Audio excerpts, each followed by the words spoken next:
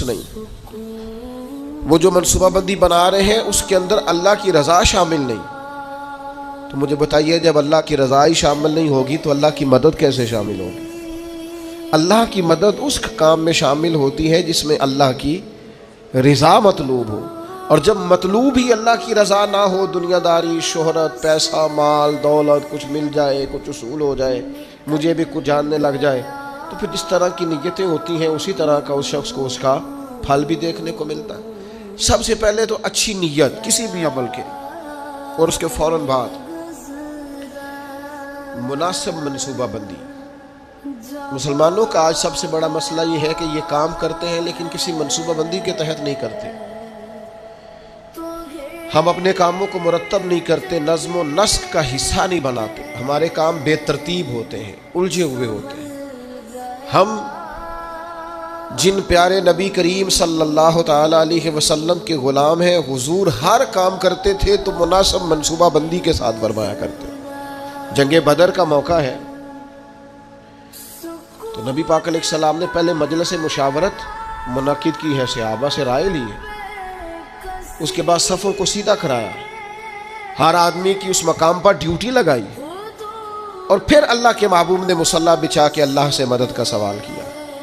جنگ احد کا موقع ہے تو سرکار نے ڈیوٹیوں کو تقسیم فرمایا. ایک چھوٹا سا حصہ صحابہ کا، ایک جماعت جس کی ڈیوٹی تھی کہ یہ درہ تم نے نہیں چھوڑنا، تو ایک درہ ہی چھوڑا ہے انہوں نے. تو اس کا نتیجہ بہت ساری شہادتوں کی صورت میں سامنے آیا ہے. جنگ خندق کا موقع ہے تو سرکار کی منصوبہ بندی دیکھیں. 10,000 کا لشکر مدینے پہ حملہ آور تھا، ٹھنڈ تھی، کچھ نہیں. وہ جو منصوبہ بندی بنا رہے ہیں اس کے اندر اللہ کی رضا شامل نہیں. تو مجھے بتائیے جب اللہ کی رضا ہی شامل نہیں ہوگی تو اللہ کی مدد کیسے شامل ہوگی؟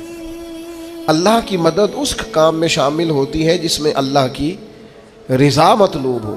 اور جب مطلوب ہی اللہ کی رضا نہ ہو، دنیا داری، شہرت، پیسہ، مال، دولت، کچھ مل جائے، کچھ اصول ہو جائے، مجھے بھی کچھ جاننے لگ جائے، تو پھر جس طرح کی نیتیں ہوتی ہیں اسی طرح کا اس شخص کو اس کا پھل بھی دیکھنے کو ملتا ہے. سب سے پہلے تو اچھی نیت کسی بھی عمل کے، اور اس کے فوراً بعد مناسب منصوبہ بندی. مسلمانوں کا آج سب سے بڑا مسئلہ یہ ہے کہ یہ کام کرتے ہیں لیکن کسی منصوبہ بندی کے تحت نہیں کرتے.